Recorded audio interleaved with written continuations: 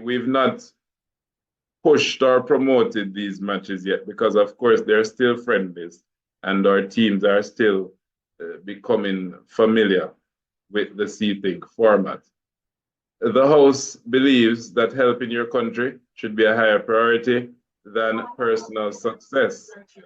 Proposing this mute, Woburn Primary School and the opponents, Halfway Tree Primary School.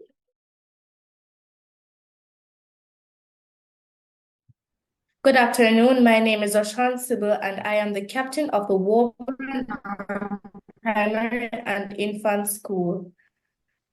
Along with me, we have Deniro Marshall as our second speaker and our third speaker, Alia McIntyre. Our moot of today is, the House believes that helping your community should be a higher priority than personal success. Ladies and gentlemen, esteemed judges, and honorable opponents, today we stand before you to advocate for a fundamental shift in our priorities. We firmly believe that helping our community should be a higher priority than personal success. In a world that often emphasizes individual achievements, we must recognize the profound impact of communal well-being. The strength of a society lies not only in the accomplishments of its individuals, but also in the collective support and solidarity that comes from prioritizing the needs of the community. Personal success may bring momentary satisfaction, but true fulfillment arises when our efforts contribute to the welfare of those around us. We argue that a thriving community fosters an environment conducive to personal growth and success for everyone. When we invest in the betterment of our neighborhoods, schools, and local institutions, we create a foundation upon which individuals can build lasting success. Our commitment to prioritizing community over personal success stems from the belief in shared responsibility. By addressing the challenges faced by our neighbors and friends, we pave the way for a more equitable and prosperous society. Let us not forget that personal success, when achieved at the expense of community neglect, may ultimately prove hollow and unfulfilling. Thank you for listening.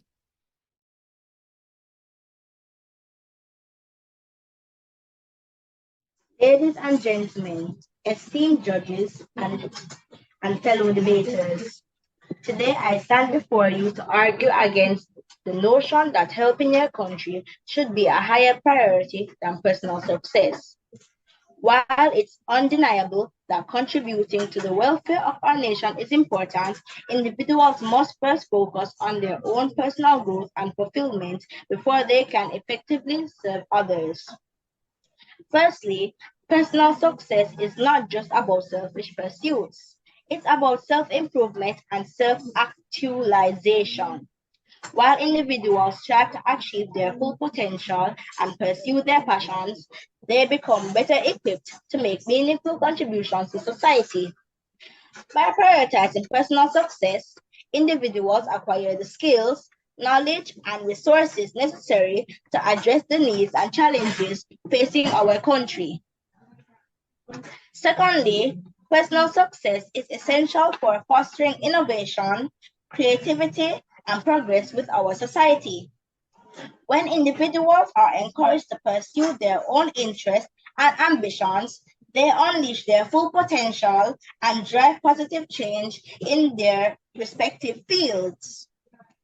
By prioritizing personal success, we create a culture of excellence and achievement that benefits not only the individual, but also the entire nation. Lastly, personal success is a fundamental human right that should not be sacrificed in the name of national obligation. Every individual has the inherent right to pursue their own dreams and aspirations, free from external pursuits or obligations. By prioritizing personal success, we uphold the principles of freedom, autonomy, and self-determination that are essential for a thriving and prosperous society. In conclusion, while helping our country is important, it should not come at the expense of personal growth and fulfillment. By prioritizing personal success, and individuals can become better equipped to serve others and make meaningful contributions to the welfare of our nation. Thank you.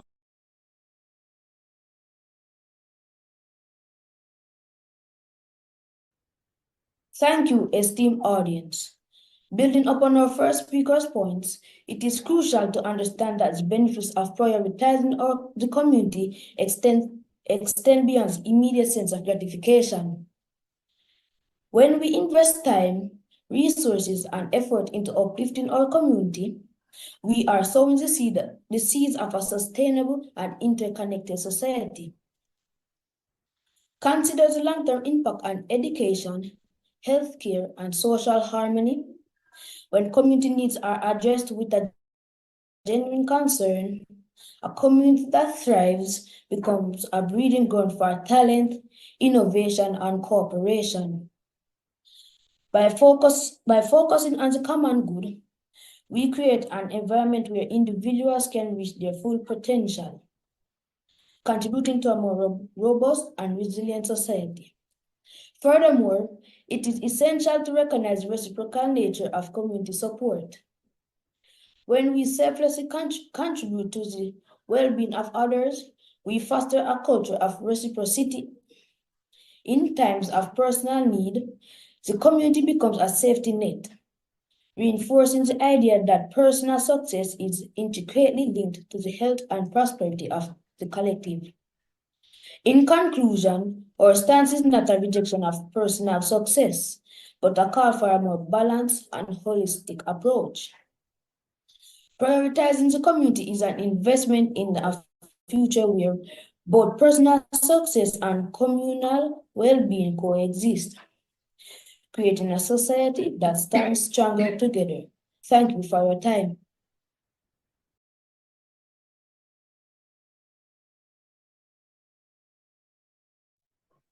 Good day, everyone. My name is Deborah Hall, and I'm the second speaker of the Halfway Tree Primary School debate team. Today, I stand before you to argue against the proposition that helping your country should be a higher priority than personal success. While it's commendable to contribute to the well-being of our nation, individuals must first prioritize their own personal growth and improve empowerment in order to truly make a positive impact on society. I believe that personal success is better than helping our country because success can provide individuals with a sense of fulfillment, purpose, and motivation to continue striving for their goals. Success means to me that having a fulfilling personal life or positively impact to the world. Firstly, personal success empowers individuals to become agents of change within their communities and beyond. When individuals are encouraged to pursue their passions and ambitions, they become more motivated, confident, and resilient in the face of challenges. By prioritizing personal success, we empower individuals to become leaders, innovators, and advocates for positive change in our society. Secondly, personal success fosters diversity and inclusivity within our nation. When individuals are encouraged to pursue their own unique interests and talent, they bring a diversity of perspectives, experiences, richness of our own nation's cultural and intellectual diversity, fostering a more inclusive and vibrant society. Lastly, personal success is essential for building a strong and purposeless nature. When individuals are empowered to pursue their own goals and aspirations, they become more productive, innovative, and resourceful members of society. By prioritizing personal success, we create a society where everyone has the opportunity to serve and contribute to the greater good. In conclusion, while helping our country is important, Individuals must first prioritize their own personal growth and empowerment in order to truly make a positive impact on society. By empowering individuals to pursue their own dreams and aspirations, we create a stronger, more resilient nation for all. Thank you. The judges will pause for 2 minutes. In this pause, we'll encourage teams to prepare for the Q&A round. Of course, Woburn Lawn, you're up first. I hope that you would have been gathering the points that were being made by the opponents. It is now your time to comment on some of those points and to pose your questions at them.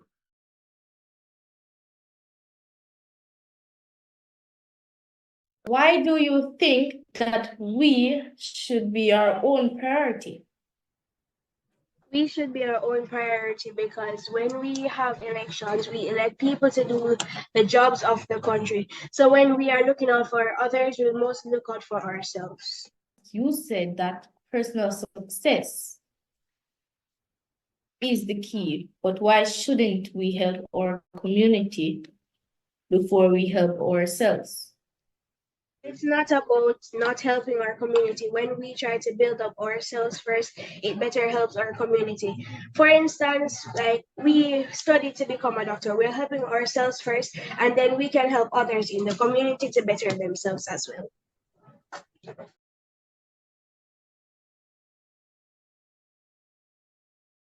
Why do you believe that helping your country should be a higher priority than personal success? When we help our community will do well in trying to help us. Woburn Lawn, your 3-minute summary begins now. You'd be summarizing your team's arguments and maybe anything that the question round would have thrown up. Respected opponents, we appreciate your perspective, but it is crucial to clarify that advocating for community prioritization does not imply disregarding personal success. Instead, it emphasizes the interconnectedness of the two.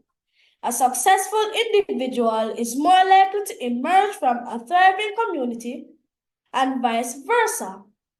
Moreover, the argument that personal success is the driving force behind societal progress oversimplifies the complex dynamics of a community. True progress comes when the collective is empowered, creating an environment where individuals can excel without leaving others behind. Let us not underestimate the transformative power of focused initiatives in fostering a society that truly benefits all its members. In conclusion, our commitment to prioritizing the community is not an opposition to personal success, but recognition that the two are intricately linked. By placing a higher value on communal well-being, we lay the groundwork for a society where personal success is not only achievable, but sustainable and fulfilling for all. Thank you for listening. Dear esteemed judges, fellow debaters, and friends, as we gather here today to debate on the topic of whether helping your country should be a higher priority than personal success, I would like to present an argument against prioritizing national obligation over individual liberties. First and foremost, personal success is a fundamental human right that should not be subjugated to the demands of the state. Every individual has the inherent right to pursue their own happiness, fulfill their aspirations, and live their lives according to their own values and beliefs. By prioritizing personal success, we uphold the principles of individual liberty and autonomy that are essential for a free and democratic society. Secondly, personal success is essential for fostering a culture of innovation, creativity, and progress with our nation. When individuals are free to pursue their own interests and ambitions, they unleash their full potential and drive positive change in their respective fields. By prioritizing personal success, we create an environment where creativity flourishes, idea thrives, and progress is inevitable. Lastly, personal success is the foundation of a prosperous and flourishing society. When individuals are empowered to pursue their own goals and aspirations, they become more productive, motivative, and fulfilled members of society. By prioritizing personal success, we create a society where everyone has the opportunity to thrive and contribute to the greater good, ultimately benefiting our nation as a whole. In conclusion, while helping our country is important, it should not come at the expense of individual liberty and freedoms. By prioritizing personal success, we uphold the values of freedom, autonomy, and self-determination that are essential for a thriving and prosperous society. Thank you.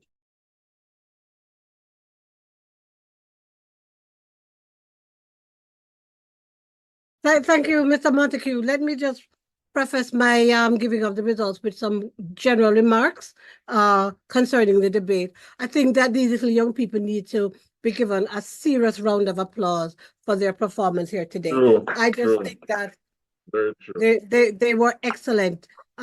They was clearly they were very well prepared, and we take our hats off to their teachers. They had very good time management overall. In fact, you're able to follow their presentations, which are very well structured. I could tell where they began, where they went to the high point of their thing, and where they ended, by signaling, I conclude, and so on. So their structuring was very, very well done. I like the eye contact generally. That gave an indication that they were addressing and speaking to an audience who they wanted to pull into and have them buy into their arguments. I think at points that we recognized that one or two of our speakers were nervous. It was okay to be nervous. It's all a part of a process of growth. But of course, the nervousness did detract from the presentations. I want to highlight too that every single one of our speakers did give us some issues with regard to pronouncing some words. I'm just going to throw some of them at you. Teachers, you would have recognized some of the words, one that the young people would have used that clearly they don't know the meaning of. They're not comfortable with those words. And so it would be helpful to ensure that they know how to pronounce those words and that they even know the meaning. So I picked up words like equitable, self-actualization, reciprocity, aspiration was incorrectly pronounced.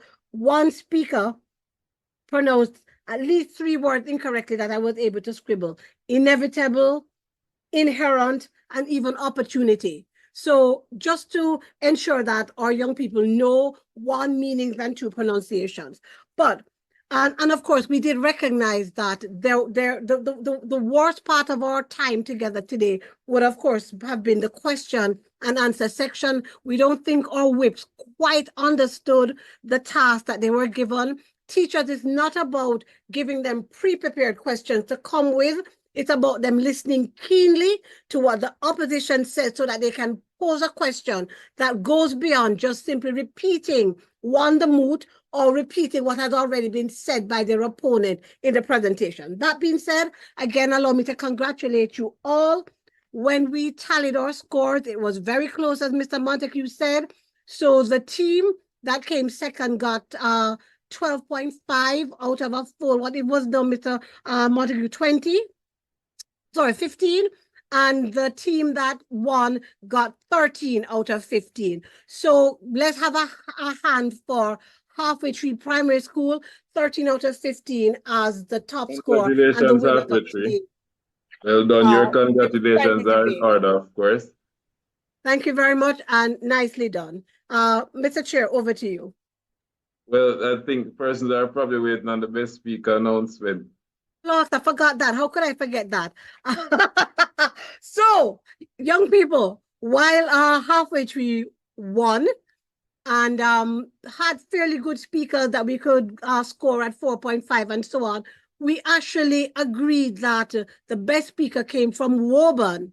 The second speaker from Woburn gave a more balanced perspective, was much more comfortable and confident in his presentation, presented ideas that he was comfortable with, that all linked up. For example, how he spoke to us about the common good and the investment of time and so on. And so we were able to score him a full 5 for his presentation. So the best speaker comes from Woburn, speaker number 2. Thank you very much.